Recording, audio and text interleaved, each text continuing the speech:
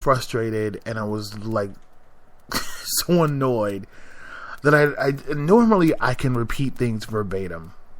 So a lot of this is going to have to be paraphrased. But from the first person that I met with, which was the president of our company, he basically said that our company is making a lot of money. We're doing better than what they projected. And the layoffs come because they want a larger profit between 2015 and 2016. And they noticed a lot of redundancy, so they want to get the best usage out of their employees. So if someone, say for instance, is a draftsman and they're also a designer, then the person who is a designer has to go because the draftsman can do design and draft. So there's no need to have two people, just have one who can do two things. So that's what they started doing, cutting people who were redundant. And it's common, I get it. And he's like, well, your position is vital, so it's not going anywhere, but, just want you to know that. So they're making all this money. My job is vital, but they won't hire me as a full-time employee. So I'm like, and so he goes into this long speech about how well they're doing in the projections and how our department is pulling the rest of the team. And he says this. He says, well, we were thinking about hiring you as a full-time employee, but because we let go of the designer, it wouldn't be a good look for the company if we laid someone off and then hired someone. So maybe we're thinking about maybe hiring you full-time at the end of the year or the beginning of next year. And I was like, words mean things, man. Words mean things. Like, you can't, I just sat there and I thought, does he understand that I absolutely understand economics? That I've lived through two recessions, two. I survived both. I worked steadily through both of them. And so when someone is talking to me, I just sometimes wonder if they understand that just because you can construct a sentence does not mean that you know how to use the words properly. And I use a lot of slang. There's no question. There's no question that I use a lot of slang. But I do use words properly because I know what the meaning of words are. Like, I won't say I don't, but I rarely use a word that I don't understand what it means. And that's because when I grew up, we grew up with a thesaurus in our home. So we had a thesaurus. So my mom would actually make me look up words and what the meanings, what other words, what the other, not the other meanings, but what words you could use that were associated with the same word. Like, I don't know. Everybody knows what I don't know if everybody knows what a thesaurus. I think older people, we all know what thesauruses are. But a thesaurus basically gives you other options, word options, for the same word. But even though they're the same word, they might be the same verb, they may not be the same noun. So you really kind of have to pay attention to what the words you're using and what words you're using as an alternate.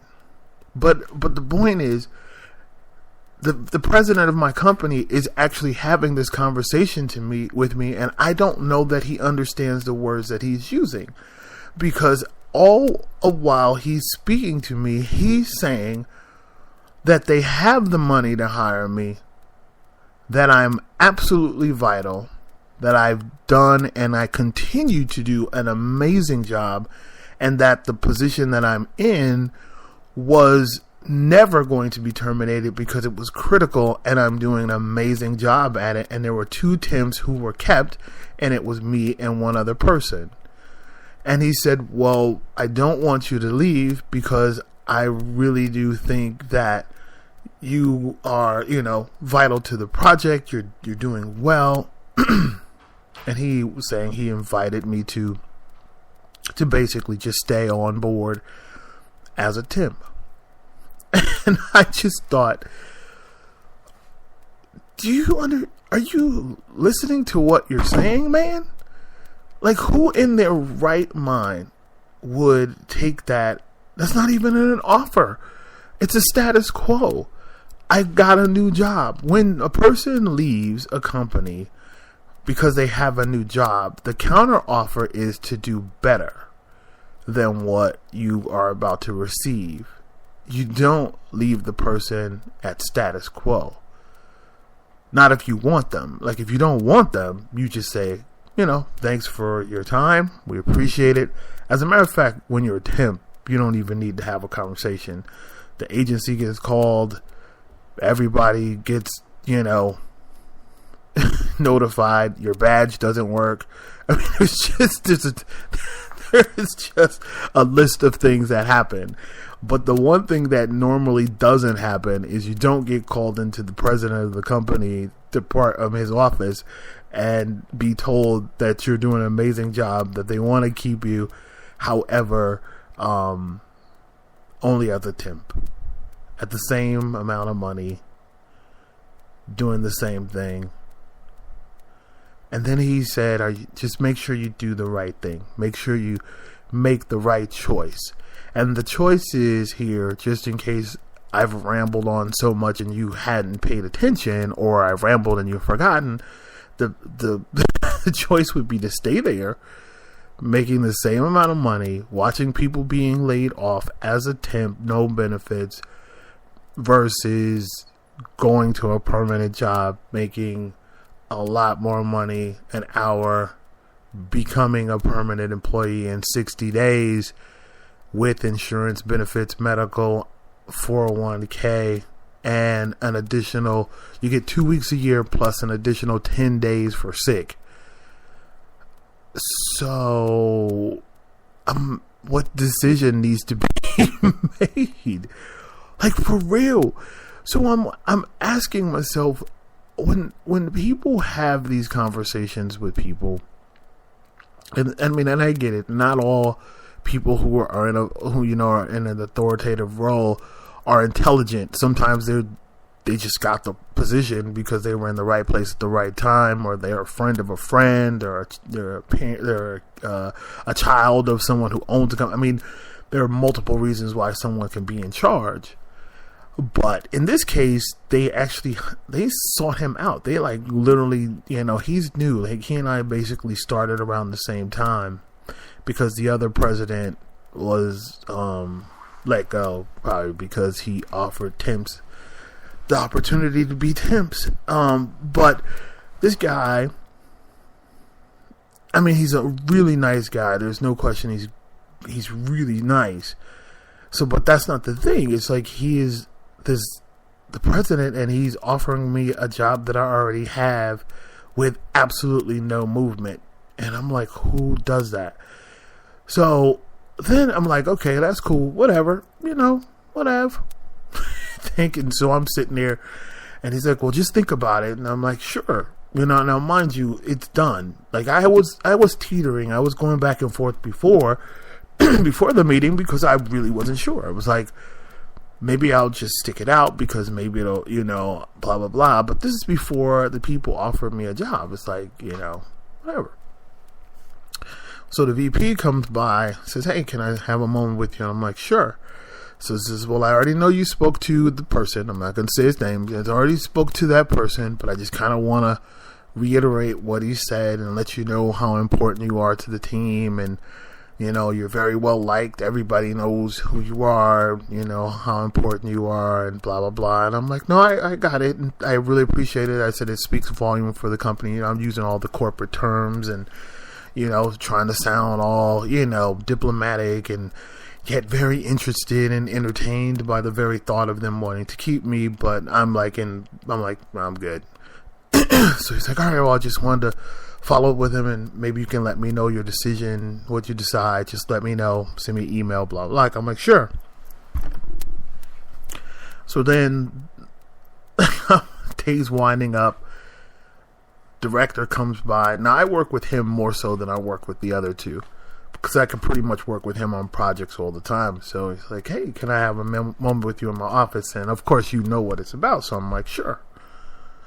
So he goes, hey, I know you talked to the VP and the president, blah, blah, blah. I'm like, yep. And so he's like, well, I just want you to understand that, we're not here to try to make you, change your mind. Actually, side note, yes, you are, actually. And he's like, but we just want you to know that position that you're in, we're going to hire someone else. So it's like, it's not going anywhere. Just so you understand, if you leave, we're going to put someone else in that spot. And I'm like, well, that would be important, because that would be important to the rest of the team. Like, it would be difficult for them to juggle all of this work. And he's like, well, it's just my way of telling you that it's not going anywhere. And I'm like, I get it. And he's like, all right, well, listen, I want to wish you all the best. We really appreciate you being here. And I was like, sure. He goes, so when's your last day? I'm like, it's going to be next Friday. He's like, okay, well, we'll just have a great time until next Friday. I'm like, all right, cool.